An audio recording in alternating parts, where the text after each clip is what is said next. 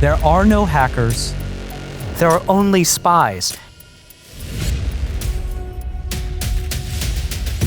What's the most important data you have? What do you need to protect? Just the cost of cybercrime is over $14 trillion a year. By the end of this year, it could reach 18 to 20. And when the US can't conduct counterintelligence, buildings fall, people die, secrets get lost. Eric O'Neill is a former FBI counterintelligence operative. And Eric, we should mention, you've helped take down a US spy before. It was such a high stakes mission, they even turned it into a Hollywood movie. You're in the middle of the biggest case we've ever run. My background started in the FBI. I was an undercover operative. Counterintelligence is catching spies, so I was an FBI spy hunter. We weren't ready for a spy of his magnitude.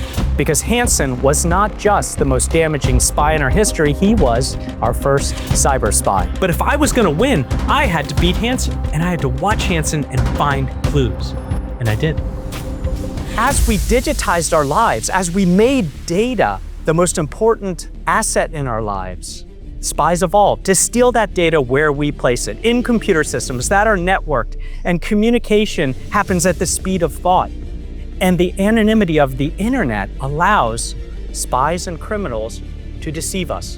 Cyber attackers, trained in cyber espionage, sending phishing emails, trying to get people to click on links. It is the new way that espionage works. They are sophisticated, they are smart, and they are patient. And they will find the way to attack you. It can happen to me, it can happen to you.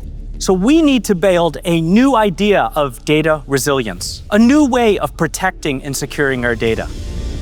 We have to come up with new ways to think about returning trust to data, empowering it to work for us. We need to stop the cyber attackers before they steal that data that has now become the currency of our lives. By the end of 2026, 90% of what we see online will be synthetic. That means in some way, shape, or form, informed or changed by AI. What can we do? Well, I happen to have a methodology for that. I call it HAID. You prepare, you continually assess, you investigate when you need to, and you decide to act to make the world safe from cyber attacks. You have to reassess your plan, your cybersecurity, and your data each time you make a big change. We need to all think like spy hunters. You have to take action. The way you win in catching a spy is the same way you win in stopping a cyber attack. You act when you see the data that tells you that there is a problem. I've been an investigator for a little over 20 years now. For the entire time I was in the FBI, I never came out of cover. I wasn't even known by my name. I was known by a code name just in case. I had to investigate a fellow FBI agent.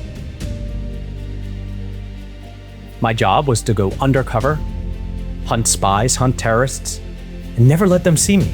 And if I was seen, I was using multiple disguises across the day. I can do all that kind of cool stuff. I still can, it's great. My kids can't get away with anything.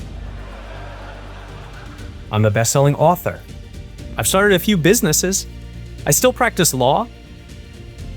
And I get to do this, speak to great crowds like this, which is one of my great passions.